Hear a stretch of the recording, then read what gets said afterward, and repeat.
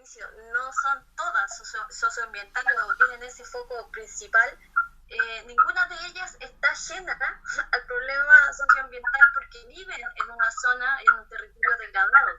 Por ende, el sufrimiento ambiental y la contaminación es parte del día a día.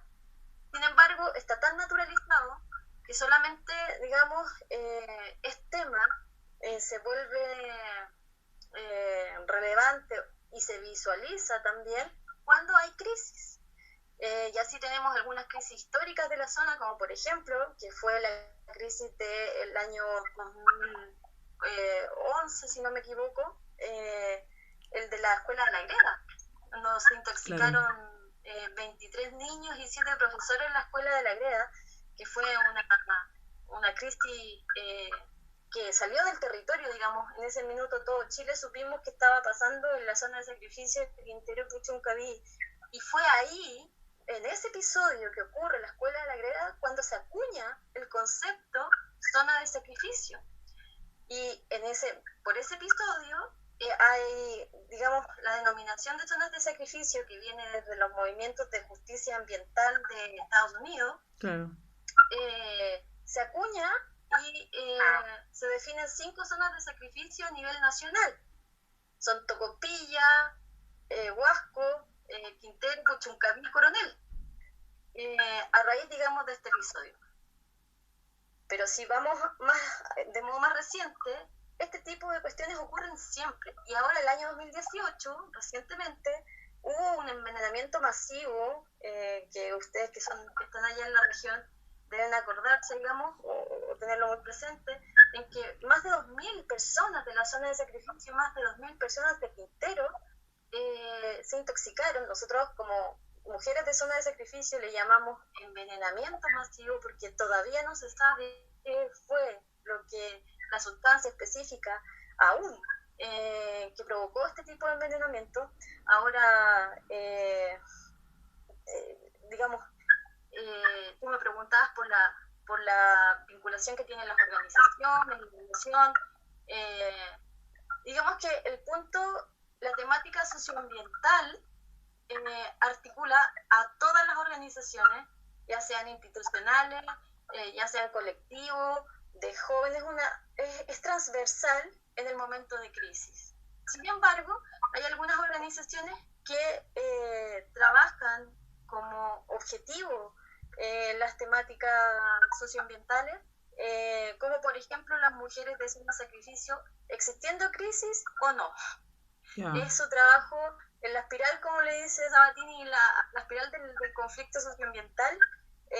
Las mujeres de zona de sacrificio están en los tiempos de latencia de la crisis, del conflicto, perdón, o en la crisis en el pic.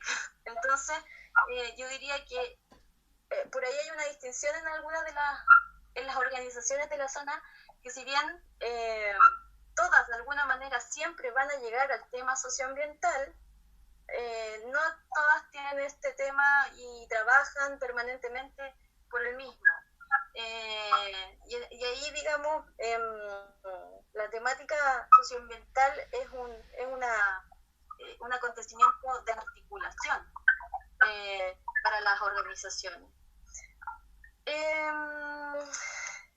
No sé qué más te podría decir en términos de la...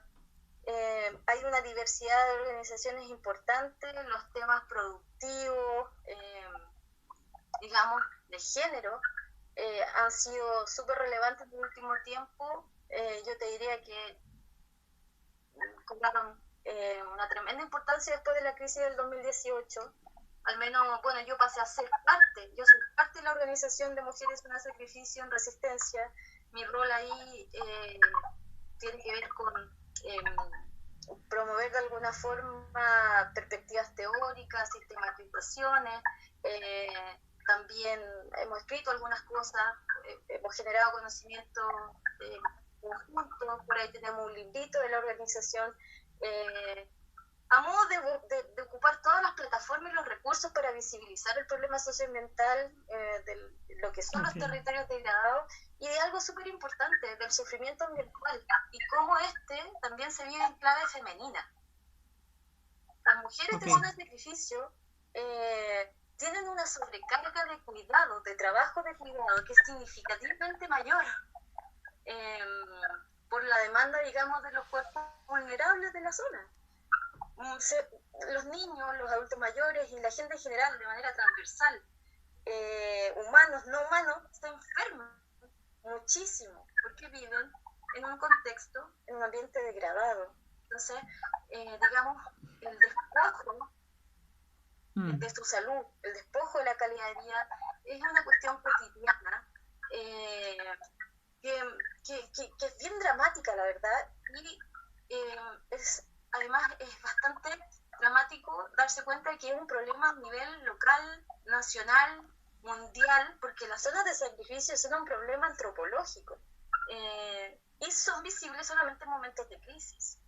Yo creo que ese es un mensaje súper importante, digamos, que al menos las mujeres de zona de sacrificio han intentado dar mucho de su mensaje, que es un problema que al final es de todos, todas, todes, humanos, no humanos, y de alguna manera hacerlo visible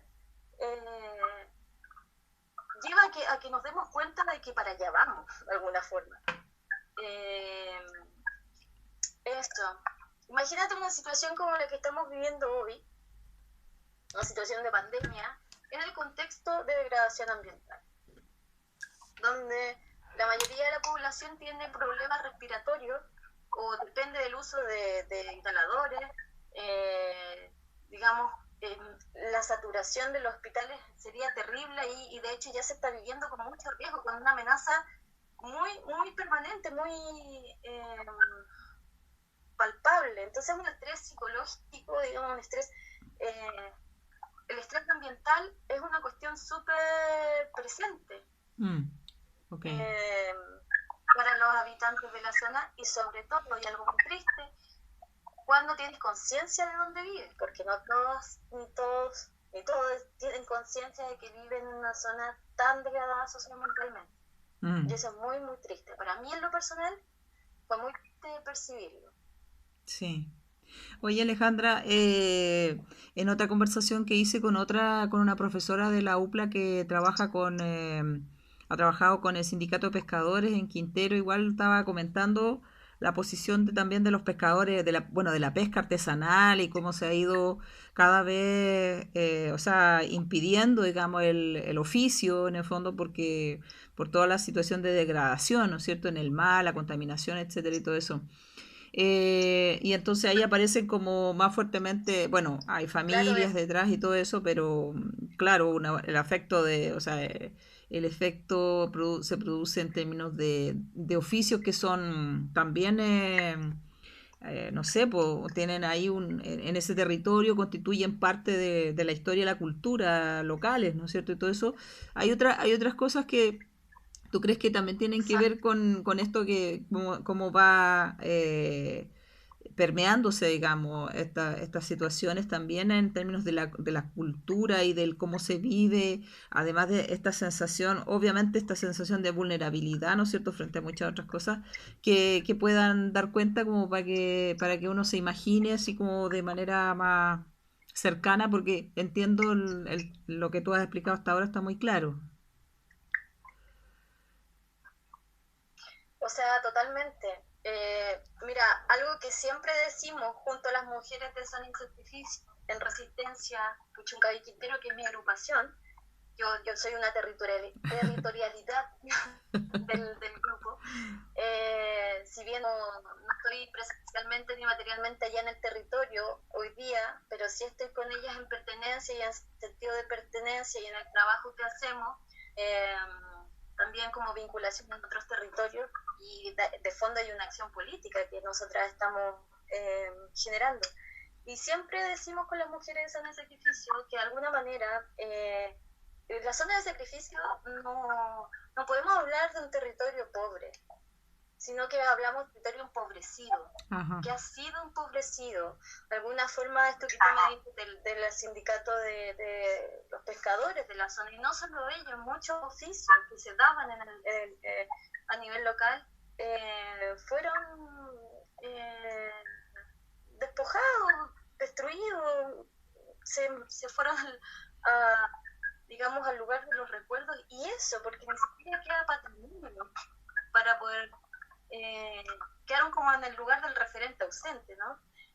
Y en ese sentido, efectivamente hay un esto en cómo nos vamos configurando subjetivamente.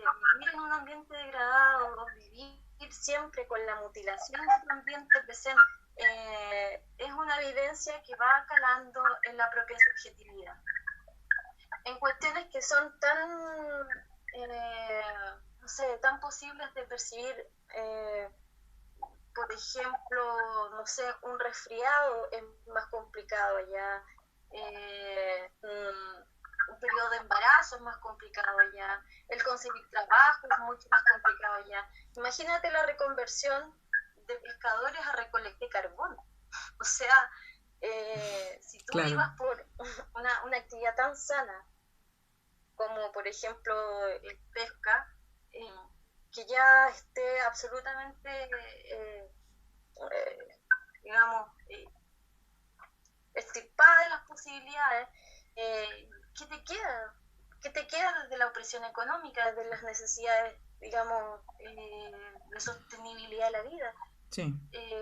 Usted es un recolector de carbón de orilla y los varamientos del carbón, que son más de 300 al año, o sea, es una cuestión realmente paradójica, y es por aquella precariedad que tiene relación con la degradación del ecosistema, ni siquiera con el medio ambiente, porque no está afuera de nosotros, estamos en permanente acción, estamos ahí, estamos dentro de eso.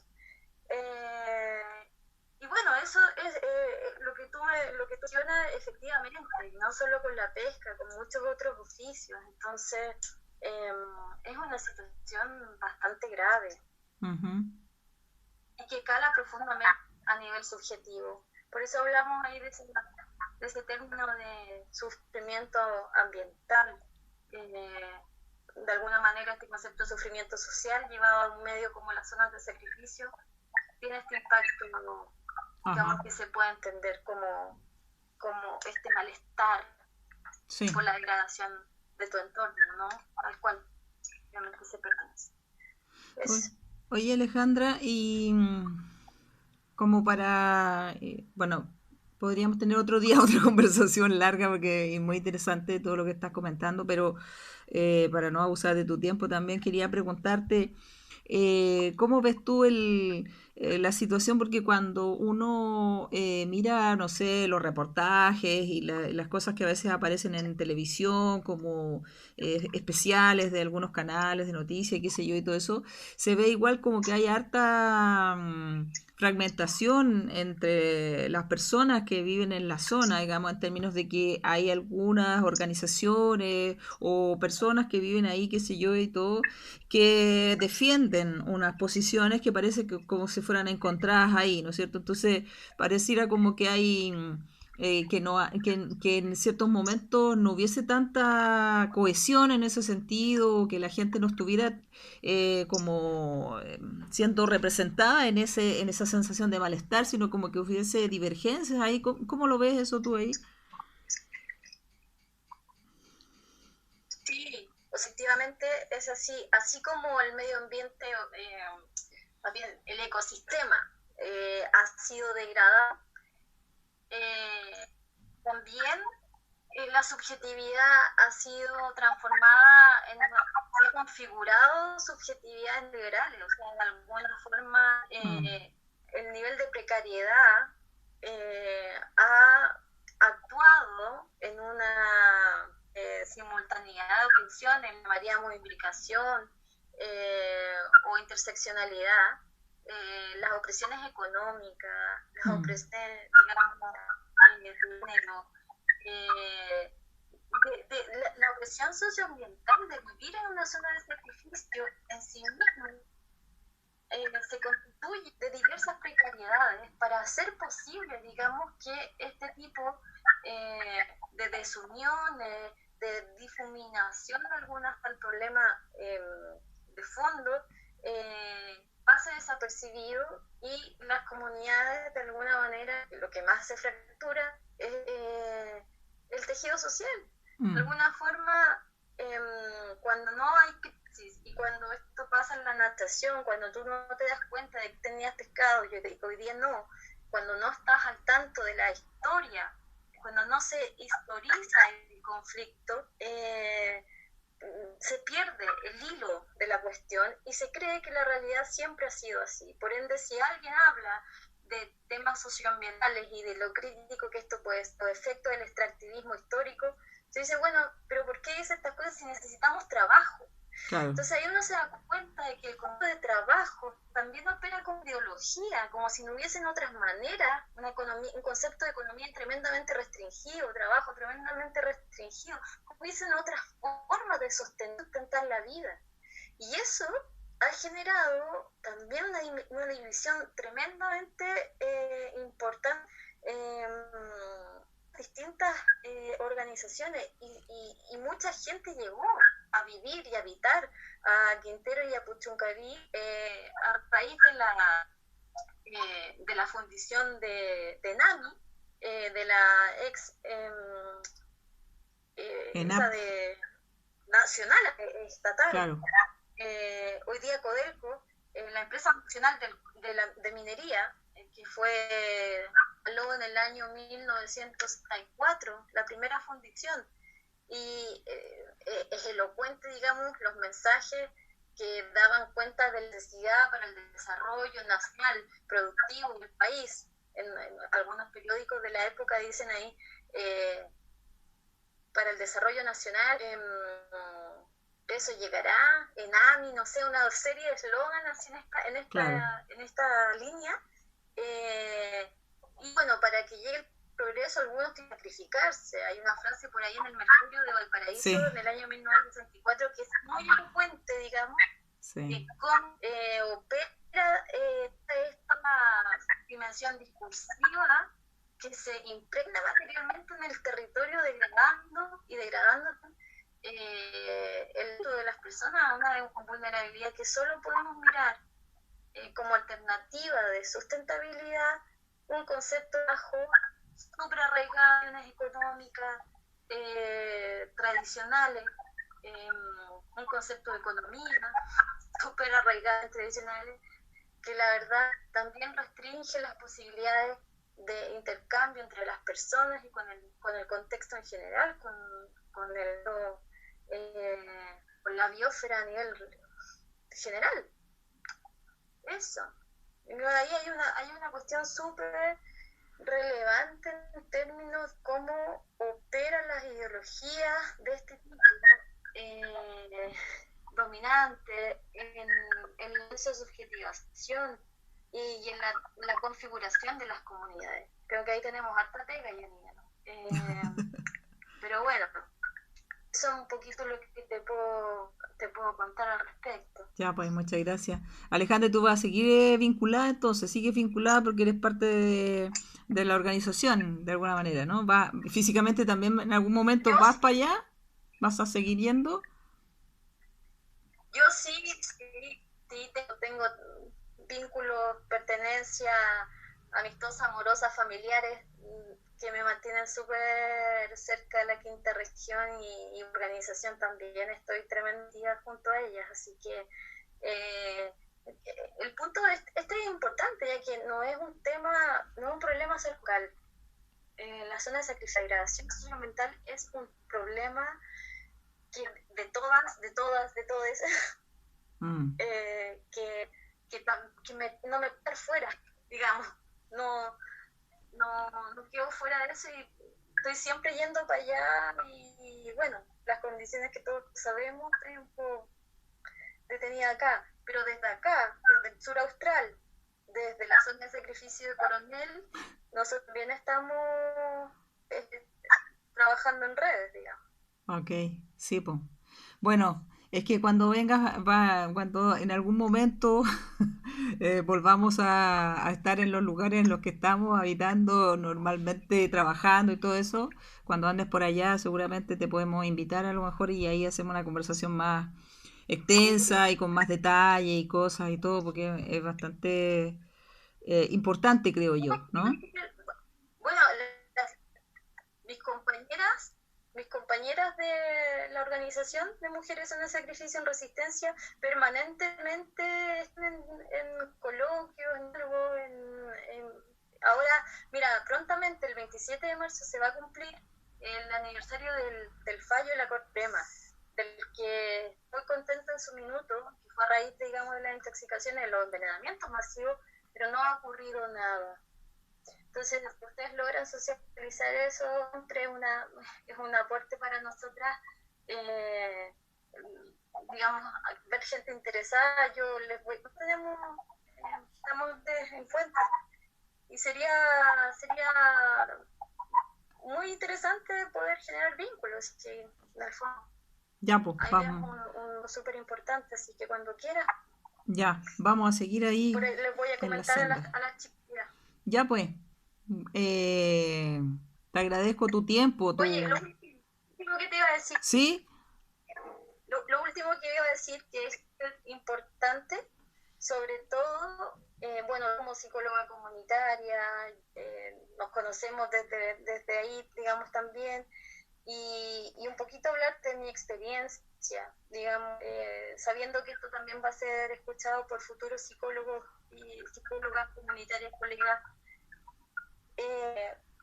Recuerdo bastante que tenemos que tener al momento de generar investigación, de hacer investigación respecto a las violencias étnicas, las violencias que el mismo proceso de la investigación conlleva, ¿no?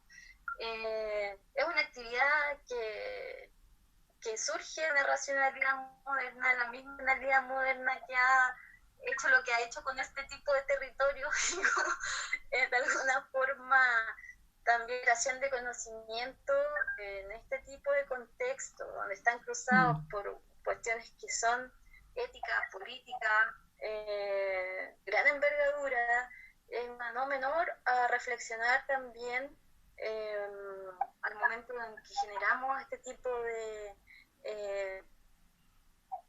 digamos, generamos esta forma de conocimiento, ¿no? Cómo abordamos las problemáticas en distintas realidades que viven, no solo en esta, pero yo te hablo particularmente de esta, porque de alguna forma vivencié cuestiones complejas en este contexto, también en términos políticos, sobre todo en el ámbito de las crisis socioambientales. Y yo estoy ya, digamos, hablando desde mi propia experiencia y del contexto que nos une, que es la psicología comunitaria, en el fondo, ética, política, por cómo nosotros nos situamos ahí, yo creo que es un espacio de reflexión, que está de flexibilidad en lo que hacemos, que tiene que ser comprendido, abordado de manera súper profunda. Solo para ese mensajito. Vamos a tener que dejar una conversación. Es que yo creo que hay muchas cosas que tienen particularidades, ¿no? Las formas de intervenir en territorios, en situaciones diferentes igual, requieren que también uno mire, ¿no es cierto? Y se aproxime de formas diferentes también. Y acá, claro, son temas delicados en el sentido de que hay mucha intervención también foránea, ¿no? Hay mucha prensa que igual quiere sacar sus dividendos, hay mucho utilitarismo, digamos, detrás, ¿no es cierto? Mercantilización, etcétera. Entonces también las relaciones, la desconfianza y una serie de cosas hacen que yo creo que son lugares difíciles para además alguien que viene de fuera y que quiere tener no sé, una forma de entender lo que está sucediendo que quizás es diferente, ¿no? No sé. Bueno, pero ahí hay sutilezas que son importantes de ir viendo. ¿Mm? Sí, de alguna manera también pensar de que al momento de abordar fenómenos, procesos como aceptar la incertidumbre, digamos que no son formas de tradicionales o pauteaditas o ordenadas, punto 1, 2, 3, paso 1, 2, 3. En el fondo, la incertidumbre te va a cada rato, digamos, y cuando las situaciones tienen particularidades como las crisis, por ejemplo, yo te hablo en este caso de la zona de Sequim, pero en términos generales, la psicología comunitaria se enfrenta a este tipo de cuestiones, a asumir la incertidumbre del proceso, y que en los contextos ambientalmente degradados, o sea, nada raro que vayas allá y te duela mucho la cabeza, Claro, y etcétera, que te encarne. Sí. Entonces, bueno, eso digamos, de particularidad de lo que es en un contexto socialmente y bueno, conversemos cuando tú quieras. Sí, claro que son dimensiones, sí, claro, son dimensiones igual porque hay cosas que son, que bueno, lo hemos conversado harto en la formación en psicología comunitaria, que son sutilezas, son cosas que uno tampoco las puede ver como de manual, ¿no? No es como que hay que seguir las instrucciones, sino que hay que estar ahí y estar relacionándose. Entonces cada forma de relación también tiene sus propias implicancias, ¿no? Y también tiene sus propias resonancias personales, digamos, ¿no? Entonces es una conversación que podría ser más larga que esta de todas maneras. Bueno, pero para estos efectos lo voy a cortar hasta acá. Te doy gracias por tu tiempo, por tu disposición, y creo que podríamos seguir hablando porque igual hay cosas que seguramente van a quedar ahí en el camino. Luego te contaré a ver si los estudiantes se entusiasman con las cosas que hemos estado conversando. Gracias, Alejandra Sánchez. Voy a cortar. Para eso estamos, compañera. Cuando usted quiera, seguimos la conversa en este tema u otro. Así que, verte, Jenny.